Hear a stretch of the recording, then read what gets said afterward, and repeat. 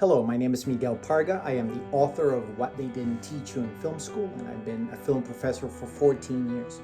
This is the first on a series of videos on how to make movies at home with whatever equipment you have available to you. I'm going to concentrate on this series on teaching you principles, because the principles of filmmaking, the principles that make a movie good, do not really change. If I concentrate on teaching you about the equipment, by the time you watch the video, the equipment will be updated and whatever it is that I teach you will be obsolete. Instead, I'm going to concentrate on teaching you the principles that really never change. So today, I wanted to talk to you a little bit about conflict, because conflict is something that permeates everything when you're making a movie.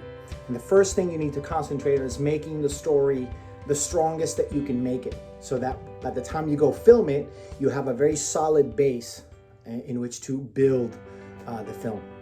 So conflict is everywhere in film. In other words, everything that happens in a movie has to happen through conflict. This is very important. Why? I often tell my students that their job as a filmmaker is to make the life of their protagonist hell. You're really trying to destroy that person with any means available to you. The more creative you get, the better it is.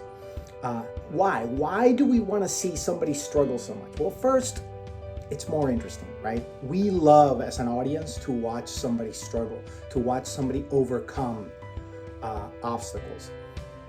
The more obstacles that we see them overcome, the more that person grows in stature for us, and the more we admire them. So it's one of the great pleasures of going to the movies, right? We go see a James Bond movie. We want James Bond to deal with the worst villain possible, to deal with the worst obstacles possible. If possible, we want him to be almost overwhelmed by those obstacles, and then watch him go over them and watch them conquer those obstacles. Another reason why we need to have this struggle, when we need that conflict, is that there's an emotion that the audience needs to feel towards the protagonist, and that's the emotion of empathy, the feeling that I know what it is to be in that person's shoes. This is a very strong emotion. It's actually a stronger emotion than, for example, sympathy. Empathy we can feel towards somebody that we don't even like. We can feel towards somebody that objectively may be even an objectionable person, maybe a monster. If you think about movies like The Godfather, right? Michael Corleone is a man that kills people, that is a mafia boss, right? So objectively speaking, this person is not a very good person. However, when we see him struggle with his relationship with his father, when he see him struggle with trying not to be part of his family business, we empathize with him. We understand what that feels like because we've had some kind of experience that's near that, right? So the writer brings the character closer to us, and he makes us feel empathy towards that character, even though that character is completely different to us. Hopefully he's different to us. So whatever type of conflict that you have in your movie determines the type of movie that you're making. So if your conflict has to do with something, let's say supernatural, you're dealing with a horror movie. If it's a conflict that's interpersonal, maybe it's a drama.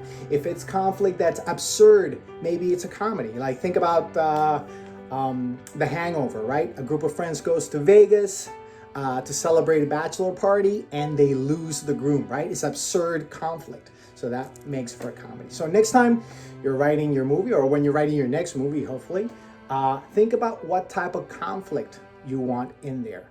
Make it juicy. Make the life of your protagonist hell. It'll make your movie better.